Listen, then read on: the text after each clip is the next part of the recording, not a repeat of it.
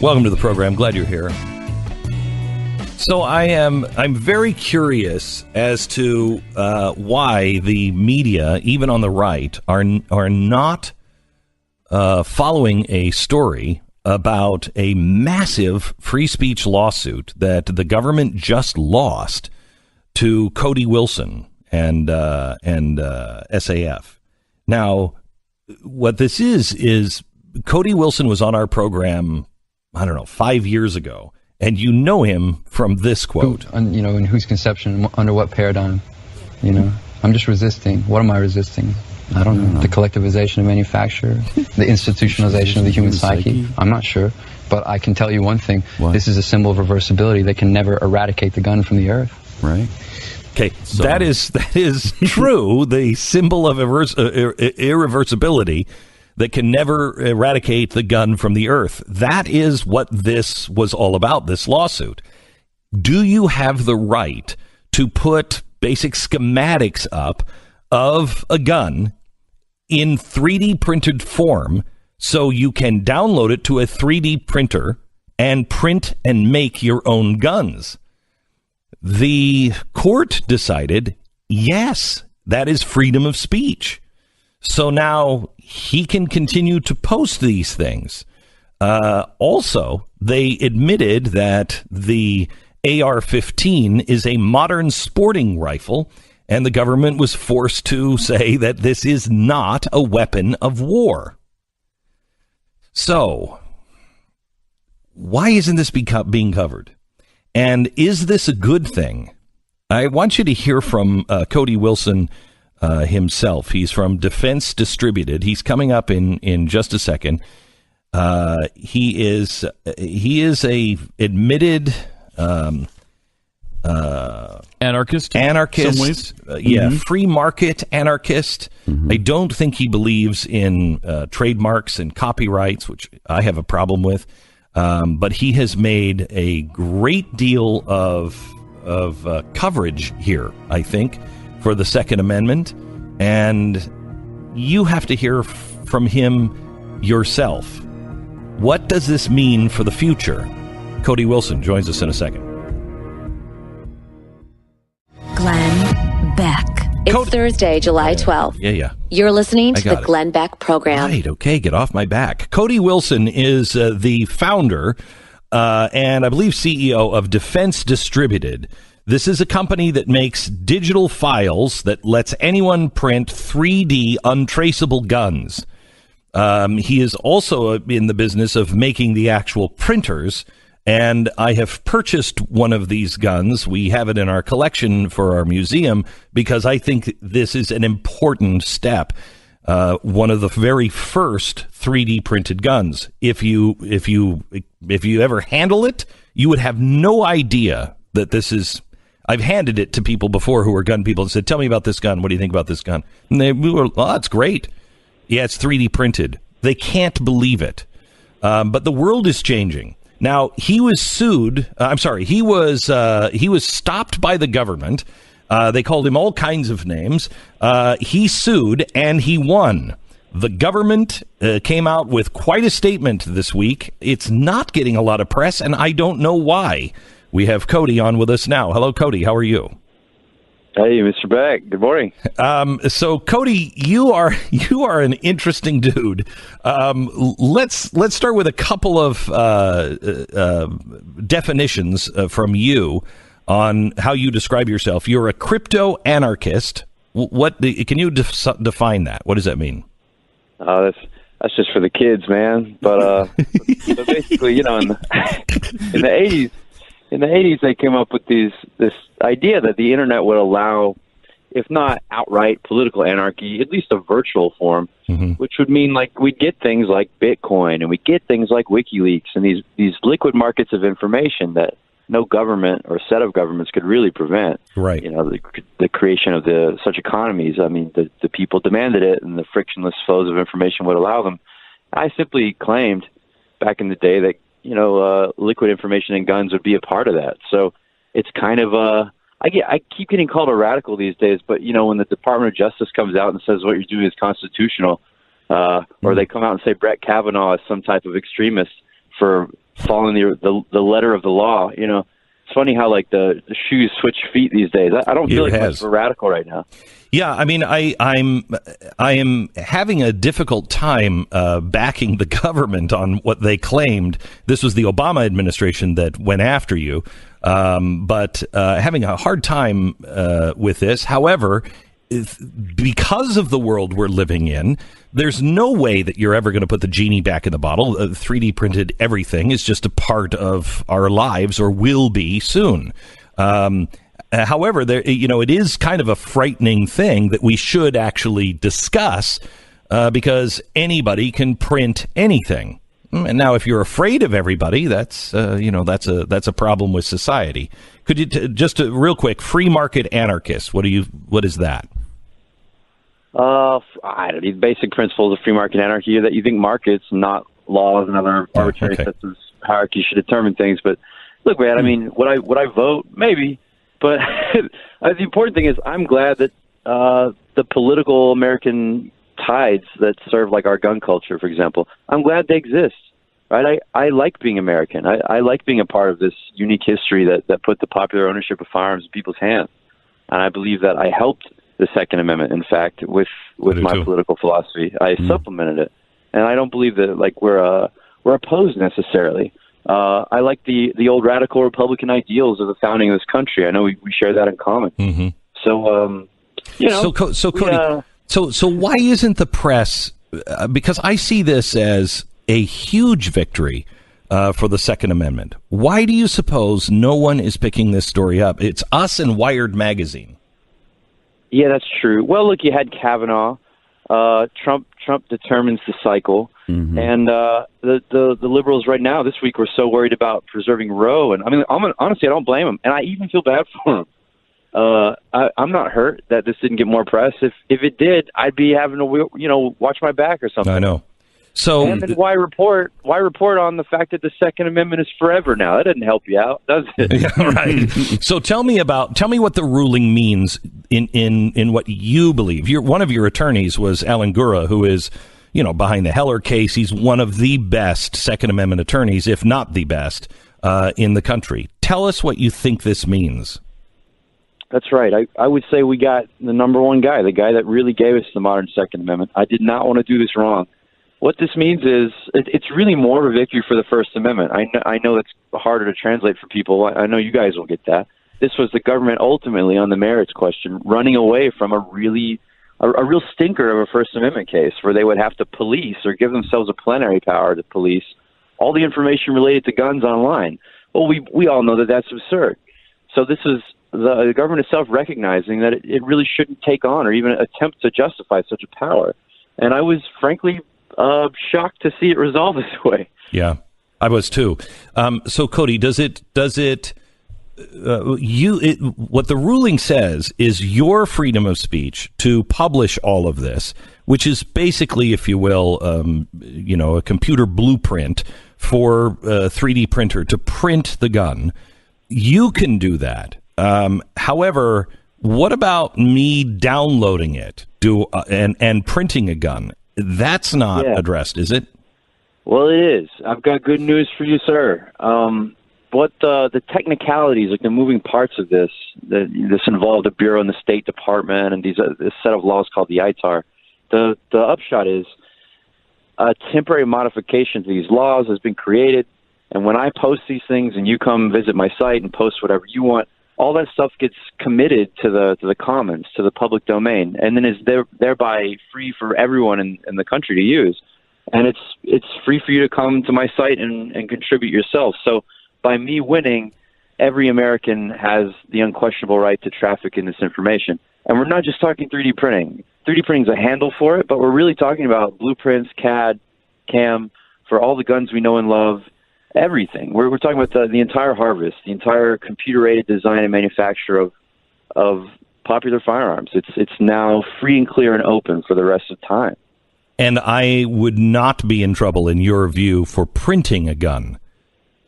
No, it's a separate question, really. But, as long as you've been able to own a gun in this country, you've been able to make one without question. Now, some states want to regulate it if you get into the business, right, of selling these guns and distributing them. The federal government, that's when they step in. But what's great about this country is you've always been able to make guns here. We've built this country on build a gun.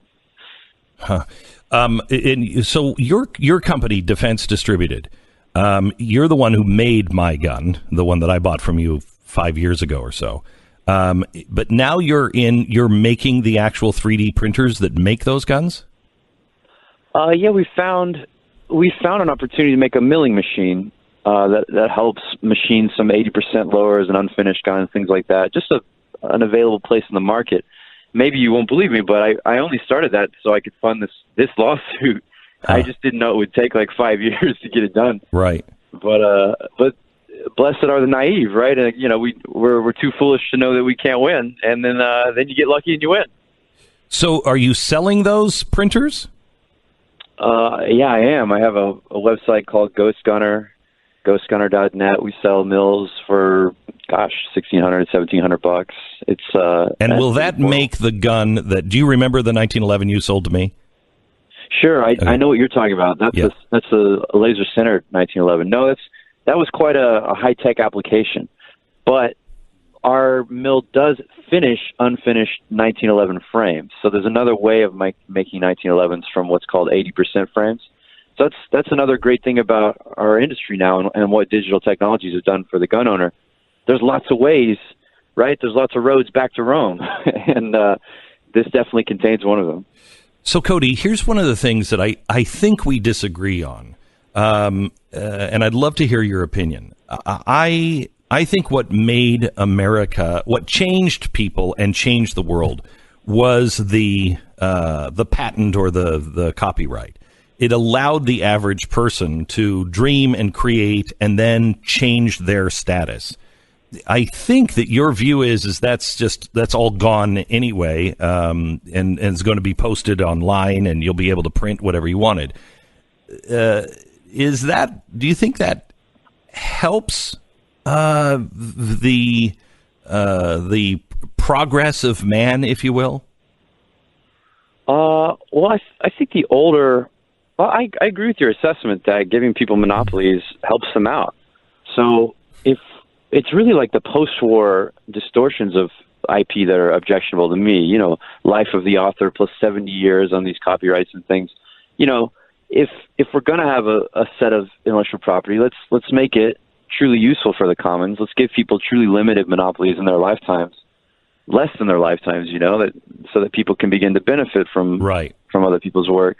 I'm okay with having compromises on these positions. My idealist position is that I think society on net would probably be better without strong patent and strong copyright laws. But irony of ironies, the way I won this lawsuit is that the State Department came in and gave me a monopoly to publish these files. So, what are you going to do? I get that there's benefits. No question there are benefits. Are you the only one now that can print these? Or that can publish these? It's funny. Yes, but I don't think they're going to penalize anyone else for doing it. And importantly, because of my position, I'm not going to use that monopoly to be anti-competitive. I'm just saying, hey, come to my website, share the stuff here, and then when I share it and put it up, anyone can use it again. So it's kind of a trick, and I don't think most people even need to understand that. But it is ironic that a guy who says, hey, we shouldn't give IP protections to people ends up winning with something like an IP protection. That is ironic. I want to. Can you hold for a minute, Cody? I want to come back and I want to talk to you. Sure. You were named Wired Magazine's 15 most dangerous people in the world, and a lot has happened in your life since we spoke about 5 years ago. And I just kind of like to recap some of those and hear your point of view of what is it like to be named one of the 15 most dangerous people in the world. When we come back. All right, I want to talk to you a little bit about the Palm Beach Research cryptocurrency course that we've put together for our audience. Feedback's been really, really remarkable. Tika Tawari was in the studios a few weeks ago, and we decided that we should do an in-depth show for anybody who's interested in cryptos and want to learn more. I'm not an expert on this by any stretch of the imagination, but I do own cryptocurrency. I wish I would have bought it a lot earlier. And I don't know how this whole thing is going to shake out, but I think that cryptocurrency is part of our future, a big part of our future. I'll be hosting a special Thursday, July 19th. It's at 8 p.m. It's absolutely free. You don't have to, buy anything or, have a subscription or anything. All you have to do is go to beckcryptoshow.com, beckcryptoshow.com. In this show, we're going to be sharing the names of 3 cryptocurrencies that Tika says you need to buy now. You have a chance to win $2 million in crypto. Go to beckcryptoshow.com. Register now. Don't miss it. It's a week from tonight. beckcryptoshow.com.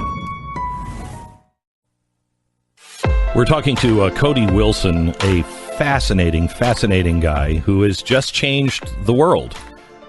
He's the founder of Defense Distributed, and in fact, AmmoLand just said this. Cody Wilson had a goal. That goal is to make all gun control irrelevant. Starting on July 27th, 2018, his goal will come to fruition. You believe that, Cody? Oh, I think in the hearts of men, it's already irrelevant, but it's not so. You seem more humble than when we spoke 5 years ago. What has life been like with you for the last 5 years?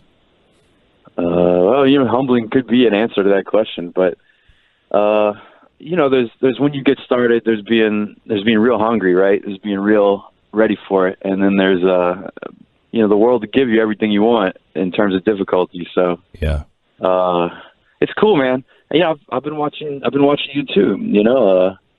You get out there for long enough, you just try to stay in the game, and there's a lot of room for being disheartened, and you need courage and you need strength, and it's nice. I feel like I've been tempered somewhat by the difficulty. Yeah, I feel the same way. Cody, tell me, was it a humbling experience, or was it cool to be named Wired Magazine's 15 most dangerous people in the world? Oh man, that happened when I was 24 years old. So what do you think I did with that? Like, what do you? No, sir. I can walk in any room in any bar in the world and make use of that. Yeah. Why did they say that about you? Was it just this, or you have with cryptocurrency? I can't figure out where you are really, because you wanted to be on the board of Bitcoin to destroy Bitcoin. Oh, no, sir. Well, the foundation, I didn't think that Bitcoin needed stewards or institutional representatives. I felt like, why interface with the government? Why volunteer anything? They couldn't catch up. Why help? So I love Bitcoin. Oh, man. Bitcoin is, I started taking Bitcoin in 2012 to help with my project, and that was probably the single best decision I ever made. Shut up. Oh yeah, I sat with Mark Andreessen about that same time, and he said, "Glenn, you should accept Bitcoin." And I was like, "Yeah, we should do that," and I never did. What a fool! Was it even at 300 per coin back then, Cody? No, or did buddy, I was getting them at 9 and 12. Oh my gosh! Oh my gosh! It was nice. Okay, now when it went up to 1,000, I cashed out quite a bit, maybe half at the time, and took my manufacturing company. But it was still beautiful. Yeah. And to this day, I have quite a bit. So So what do you think? In that sense. What do you think the future is? Because Bitcoin became too hot. It just became a trend, a fashion trend, and people really didn't even understand it. I think. Where do you think it goes from here? Well, it's somewhat cyclical, like the public apprehension of it. So, yeah, it got really overheated to 20,000, but I think we'll see 20,000 again. And honestly, I believe in the monetary economics of Bitcoin. Like you teach sound money. I believe that Bitcoin is perhaps the soundest money to have ever been created. Yeah. On its principle, on technical principle alone. But there's also a beautiful community of people developing around it, and all kinds of institutional tie-ins that are just almost in the offing. And look, I think it's here to stay, at least in concept. But even I believe that Bitcoin itself is the innovation. It's not the other technologies. It's that we really did create, by an order of magnitude, a more sound money than even hard currencies. Where do you stand on things like AGI and ASI? Do you think we're going to get there? You know what? I don't know if I know what you mean. AI is artificial intelligence. AGI is artificial general intelligence, and ASI is super intelligence. Got it. Okay. Well, in the computer science problem, I think a general AI is actually like, a fantasy. But like I actually do believe that. I don't believe that AI is the kind of global threat that we hear about all the time from Elon. Really? Why?